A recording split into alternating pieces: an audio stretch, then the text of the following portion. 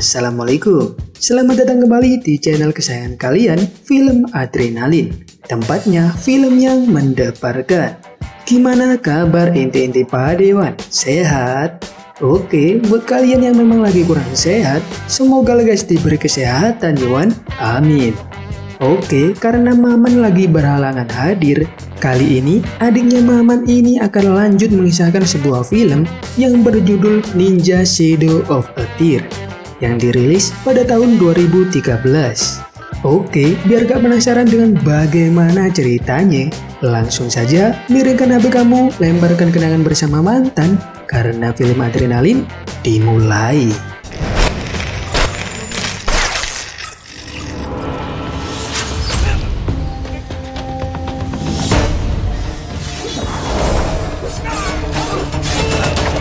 Dahulu kala, negara Jepang menggunakan bela diri ninja untuk melawan para tentara dari negara musuh. Selain menggunakan senjata kuno yang sederhana, ninja juga memiliki teknik yang tersembunyi, yang memungkinkan mereka menghabisi para musuh secara misterius. Oke kawan-kawan, kita beralih ke masa kini, di mana saat ini Keisei dan anak abah Takeda sang guru dojo yang bernama Namiko telah menjadi suami istri yang sah. Setelah di seri pertama mereka berhasil mengalahkan Masasuke, mereka berdua memutuskan untuk menetap di dojo ninja Koga, peninggalan dari ayah Namiko. Mereka berdua sangat terlatih dalam seni bela diri ninja dan menyalurkan ilmunya tersebut kepada para siswa dan siswi yang lain. Pada suatu hari, Keisei pergi ke toko perhiasan untuk membelikan istrinya sebuah kalung yang memiliki simbol kebahagiaan. Namun, ternyata gerak-gerik Keisei sudah diintai oleh dua orang asing yang ingin merampoknya. Keisei yang sadar akan keberadaan mereka, kemudian bersembunyi di atap rumah. Akan tetapi, keberadaannya itu langsung diketahui oleh para perampok itu. Oleh karenanya, Keisei pun jadi ingin melemaskan otot-otot yang ada di tubuhnya, yang sudah lama tidak dia pakai, dengan melakukan sedikit loncat-loncatan. Dikarenakan Keisei sudah tahu apa yang mereka inginkan, ia pun menyerahkan dompetnya begitu saja. Namun sayangnya, kedua pria itu tidak puas dan malah meminta kalung yang baru saja Keisei beli. Tentunya Keisei pun tak mau menyerahkan kalung itu begitu saja. Dan kemudian pertarungan yang beradrenalin pun terjadi.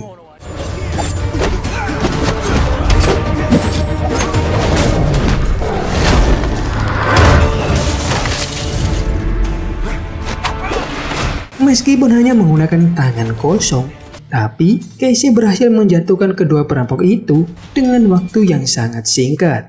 Sesampainya di rumah, Keisei langsung memberikan kalungnya kepada Namiko dan menceritakan apa yang baru saja ia alami. Di malam harinya, Namiko yang tengah hamil muda tiba-tiba ngidam dan ingin membeli pentol yang ada telurnya. Alhasil, Keisei pun berangkat ke Indomaret untuk membelinya. Namun, saat hendak membeli pentol, Keisei teringat bahwa ia sudah menyerahkan dompetnya kepada dua perampok tadi. Dengan malu-malu, Keisei pun memilih untuk kembali lagi ke rumah untuk meminta uang kepada istrinya.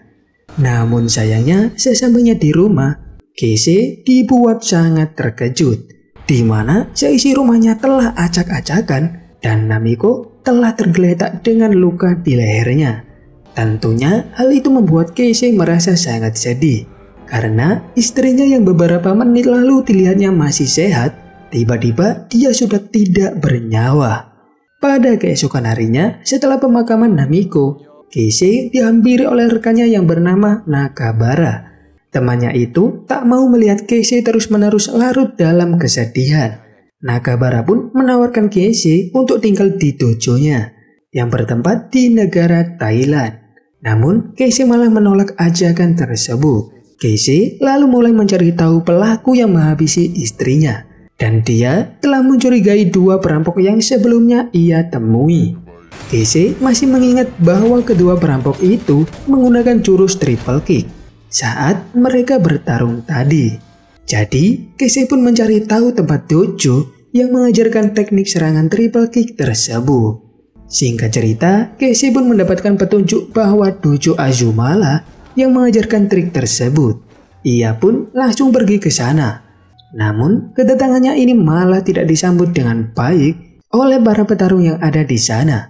Para petarung itu menolak untuk memberikan informasi tentang keberadaan dua perampok yang Casey tanyakan. Alhasil, Casey yang hilang kesabaran pun langsung memberi pelajaran kepada mereka dengan menunjukkan keahlian bela dirinya. Sampai pada akhirnya, salah satu dari mereka pun membeberkan keberadaan dua perampok tersebut. Casey kemudian menghampiri kedua orang itu dan memancing mereka agar pergi ke sebuah tempat yang gelap di tengah kota. Casey lalu mengaitkan sebuah tali untuk menjatuhkan mereka berdua. Saat salah satu dari perampok itu ingin mengambil senjatanya, Casey pun langsung mengeluarkan pisau dan langsung saja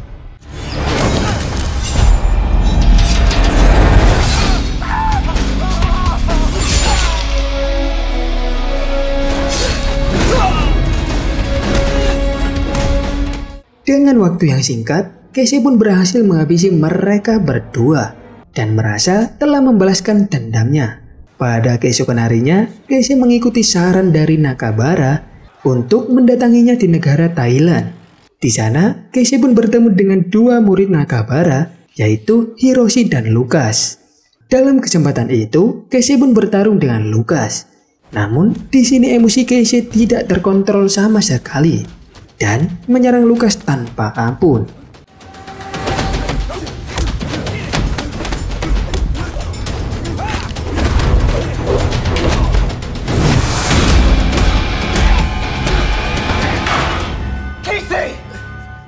Sampai pada akhirnya, Nakabara yang melihat hal itu pun menyarankan Casey untuk menjalani latihan berjalan di atas api guna meningkatkan fokusnya dan menstabilkan emosinya. Akan tetapi, saat Casey melakukan metode tersebut, dia kembali teringat tentang kasus meninggoynya sang istri tercinta.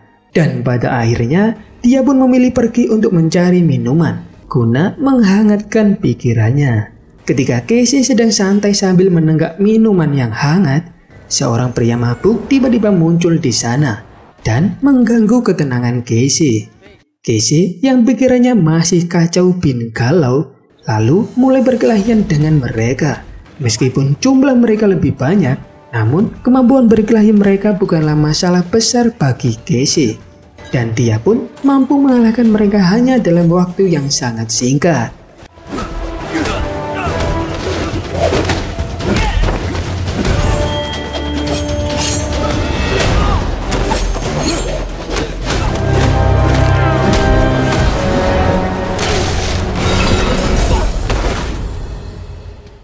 Pada keesokan harinya, saat Casey mau memetik buah-buahan, dia merasa lemas dan tak bergairah karena badannya belum fit. Jadi, Lucas berinisiatif untuk menggantikannya. Tapi sayangnya, nasib buruk menimpa Lucas, di mana saat ia sedang memetik buah-buahan, orang tak dikenal tiba-tiba muncul mengintainya. Kemudian melemparkan kawat berduri ke leher Lucas dan langsung menghabisinya.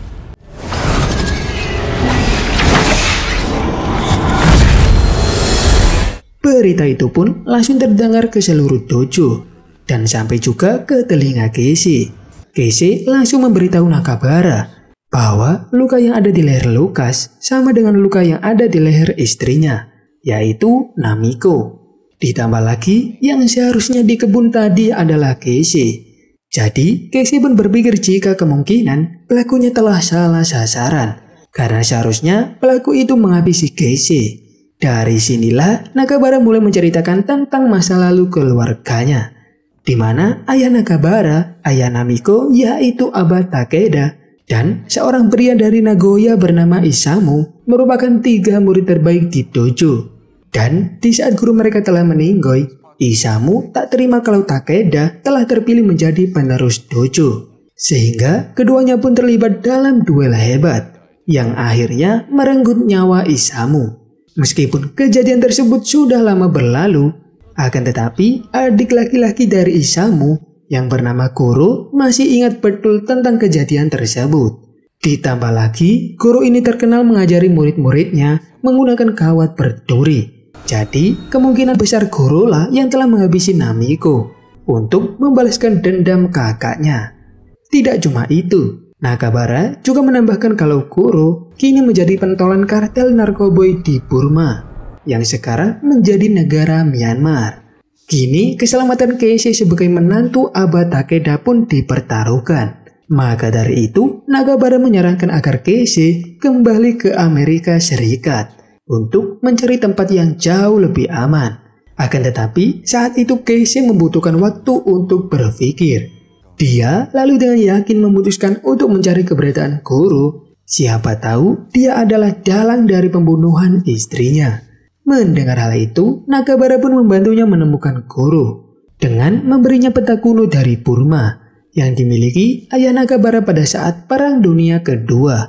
Dalam peta itu ditunjukkan sebuah tempat yang dulunya digunakan untuk mengubur mayat-mayat perang dan sekarang telah menjadi tempat persembunyian dari Goro. Di samping tempat itu juga terdapat beberapa senjata ninja yang telah dikuburkan dengan ditandai dengan logo yang khusus. Di sana, Keisei juga bertemu dengan seorang sopir taksi dari India yang bernama Mike Aca-Aca. Karena baru pertama kali ke Burma, Keisei pun membayar Mike untuk menjadi supir pribadinya dan mengantar kemanapun tujuan Keisei selama di Burma. Namun, sebelum melancarkan aksinya, Keisei membeli banyak peralatan seadanya untuk dirakit menjadi senjata ninja miliknya.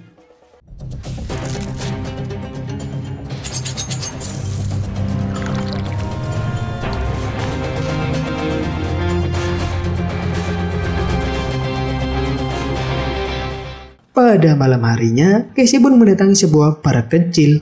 Kemudian, dia dihampiri oleh seorang pengedar narkoboy.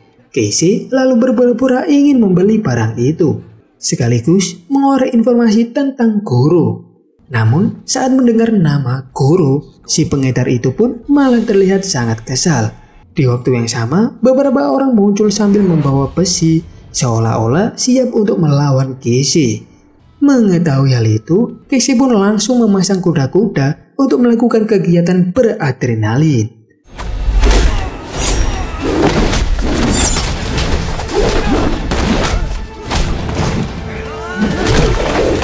Saat sebagian musuh berhasil dijatuhkan, Keisei lalu menanyakan informasi tentang Goro. Namun, mereka mengaku bahwa semua orang yang ada di sana tahu nama Goro. Akan tetapi, tidak ada yang pernah melihatnya secara langsung. Dan karena tak mendapatkan informasi apapun yang mengarah ke Goro, Keisei pun lalu memilih pulang kembali ke penginapannya.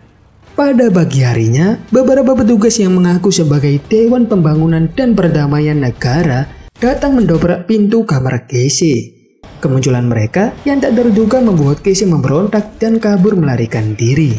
Tapi ternyata para petugas itu berhasil mengepungnya dan menangkap Keisei.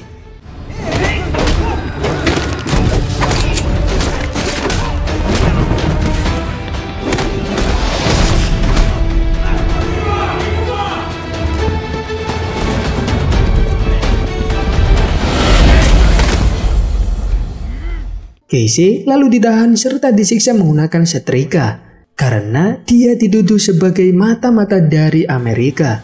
Sesaat setelah hukuman itu berakhir, Keisei pun berhasil membebaskan diri dan mengalahkan dua petugas yang sedang berjaga.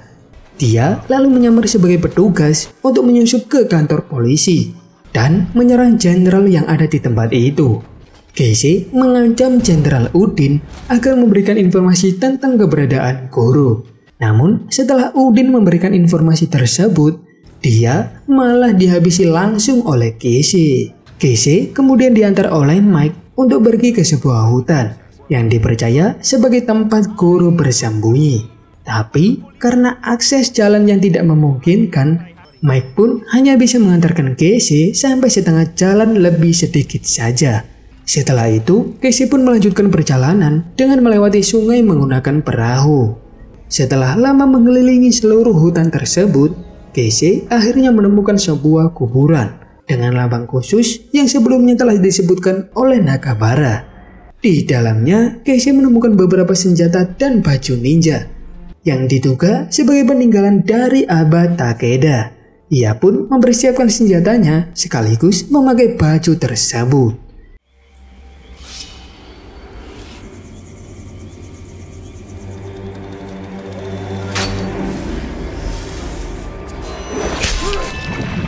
Kini dengan ilmu ninjutsunya, Keisei pun bisa bergerak secara misterius.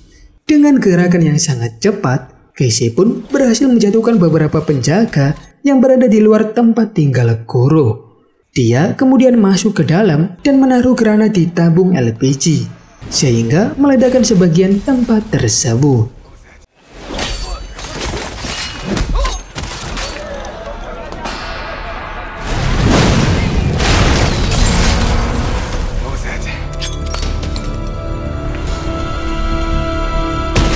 Sementara itu, Goro yang mendengar keributan itu pun segera meraih senjata andalannya, yaitu kawat besi berduri. Sebelum berhadapan dengan Goro, Keisei terlebih dahulu harus berhadapan dengan tangan kanan Goro yang bernama Miyat. Kemampuan berkelahi Miyat ini ternyata cukup hebat dan mampu mengimbangi ilmu bela diri Keisei. Sampai pada akhirnya, Keisei pun melayangkan tendangan berputar hingga berhasil menjatuhkan Miyat. Keisei kemudian meraih pisau Miyat yang jatuh dan menyerang Miyat hingga mengenai kakinya.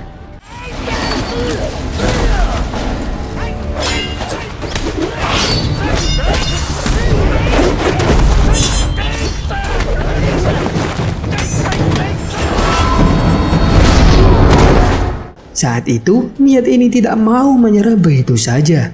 Dia terus berusaha keras untuk menyerang Keisei. Namun sayangnya perjuangan Miyat harus berakhir karena Keisei bisa berbalik badan dan langsung saja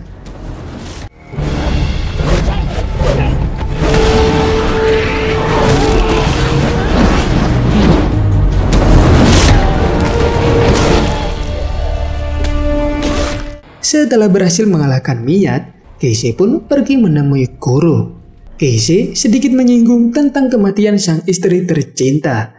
Akan tetapi, Goro malah meremehkannya, sehingga hal itu membuat Keisei naik pitam dan memulai duel dengannya dengan sangat brutal.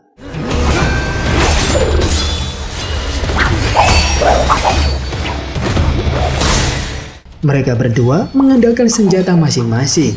Goro dengan kawat berdurinya, sedangkan Keisei menggunakan pedang katananya. Saat mereka melanjutkan pertempuran itu, Goro mengaitkan kawat besinya ke leher Keisei dan berusaha untuk menghabisinya.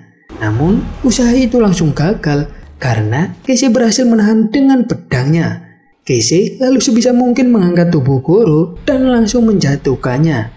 Kemudian, saat Goro sudah tak mampu lagi untuk bangkit, Keisei pun mengambil kesempatan itu dan langsung saja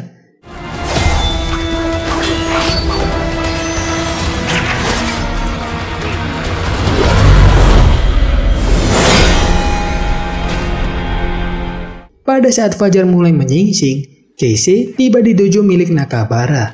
Tentunya Nakabara sangat senang melihat rekannya itu bisa kembali dengan keadaan masih hidup. Mereka berdua lalu mulai mengobrol seperti biasa. Namun di tengah-tengah obrolan mereka, ada seorang kurir yang datang mengantarkan sebuah bingkisan. Di saat itulah Keisei pun melihat sebuah simbol yang ada di paket kiriman milik Nakabara. Diketahui bahwa simbol itu memiliki arti tiada ampun. Di saat itulah Keisei pun menyadari bahwa semua itu adalah ulah dari Nakabara. Mulai dari mengirim 2 perampok, menghabisi Namiko, dan juga menghabisi Lucas. Karena Nakabara ingin memanfaatkan kemampuan Keisei untuk menghabisi Goro. Karena bagi Nakabara, Goro sangat mengganggu jalur operasi narkoba miliknya di wilayah Asia Tenggara. Nakabara lalu memberikan Keisei 2 pilihan, yaitu bergabung dengannya secara sukarela atau salah satu dari mereka harus almarhum. Keisei yang merasa telah dikhianati tidak sudi untuk bergabung dengan Nakabara, dan dia memilih duel untuk menentukan siapa yang akan bertahan. Akhirnya mereka berdua pun saling bersalam olahraga dengan tangan kosong.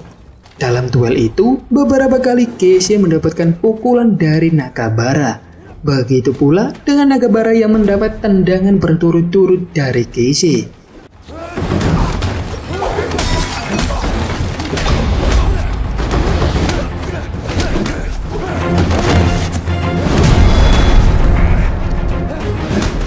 Sampai Sampai akhirnya Keise pun berhasil menendang Nakabara sampai menjempol dinding kayu. Dari situlah Keise pun melihat ruangan sebelah yang telah dipenuhi dengan artefak kuno. Dan tak sampai di situ saja, mereka berdua pun kembali berduel dengan menggunakan senjata masing-masing. Nakabara menggunakan katananya, sedangkan Keise mengambil sebuah tongkat. Dan karena mereka berdua ahli dalam kanuragan, pertempuran sengit itu pun berlangsung cukup lama.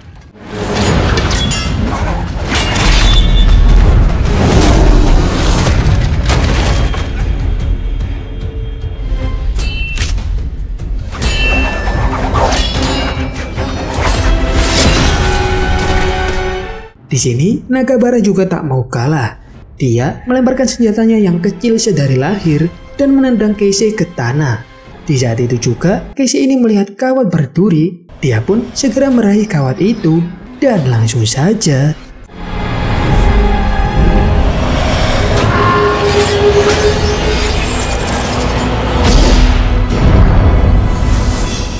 Alhamdulillah, Keise pun berhasil membalaskan kematian Namiko dengan cara yang sama kepada Nakabara. Setelah kemenangannya itu, Keise pun menyuruh Hiroshi untuk membuka paket milik Nakabara yang berisi barang-barang haram. Kini Hiroshi pun akhirnya tahu bahwa Nakabara telah memanfaatkan dojo untuk mengedarkan narkoboy. Jadi Hiroshi pun menyatakan bahwa insiden berdarah ini tidak pernah terjadi demi menjaga reputasi dojo.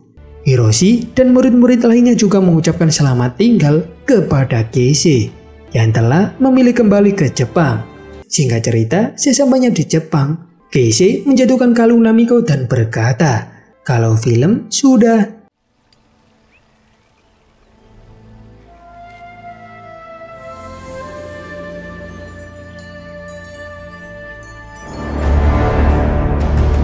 the end. Pelajaran yang bisa kita ambil dari cerita ini adalah sejauh kalian membuang bukti kejahatan kalian ke kutub selatan, pasti akan tercium juga baunya. Karena kutub selatan itu punya angin yang bernama angin masa lalu. Jadi daripada berbuat jahat, mending berbuat yang baik-baik saja. Akhir kata, Mas Farid pergi bekerja. Adiknya Maman mau pamit dan sampai jumpa.